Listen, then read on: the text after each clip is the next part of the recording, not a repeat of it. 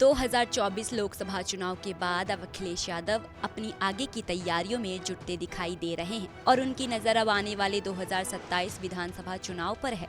शनिवार को सपा कार्यालय में अखिलेश यादव ने अपने सभी नवनिर्वाचित सांसदों के साथ बैठक की।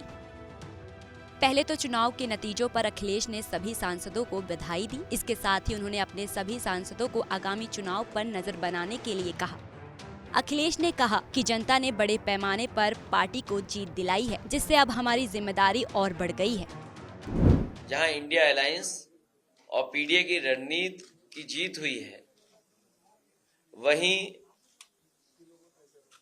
समाजवादी पार्टी देश के तीसरे नंबर की पार्टी बन गई है। जहां पार्टी को इतना बड़े पैमाने पर जनता का समर्थन मिला है, वहीं समाजवादियों की जिम्मेदारी बढ़ गई है। जनता की एक एक बात, जनता की समस्याओं का उठाना, उनके हित में अपनी बात रखना, समाजवादियों का लगातार संघर्ष रहेगा लोकसभा में, जिससे ज्यादा से ज्यादा जनता के बीच में और उनके लिए सेवा कर सके। अखिलेश ने बैठक में साफ साफ अपने सांसदों से जनता के बीच रहने और जनता की एक एक बात सुन उनके मुद्दों को उठाने की बात कही। अखिलेश के इस बयान से अंदाजा लगाया जा सकता है इस बार की जीत के साथ अखिलेश का अब फोकस 2027 के विधानसभा चुनाव पर है। इस दौरान सरकार और प्रशासन पर भी अखिलेश ने तंज कसा।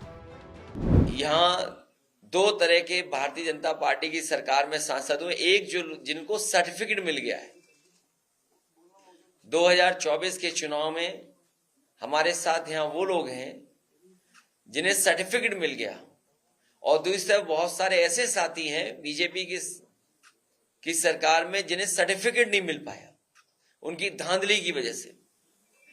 हम दोनों सांसदों को बहुत बहुत बधाई देते हैं। भले ही अखिलेश का अब अगले विधानसभा चुनाव पर फोकस हो, पर उससे पहले 9 विधानसभा सीट और 1 MLC पर उपचुनाव होना है।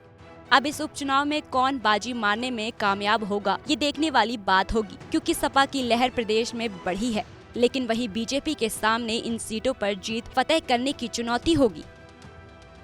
क्योंकि यूपी लोकसभा चुनाव के नतीजों में बीजेपी को मिली करारी शिकस्त, पर डैमेज कंट्रोल करने का यही मौका बीजेपी के पास होगा। अब बीजेपी इसमें कितना कामयाब होगी या सपा फिर से बढ़त बनाएगी, ये आने वाले कुछ महीने में उपचुनाव में पता चल जाएगा।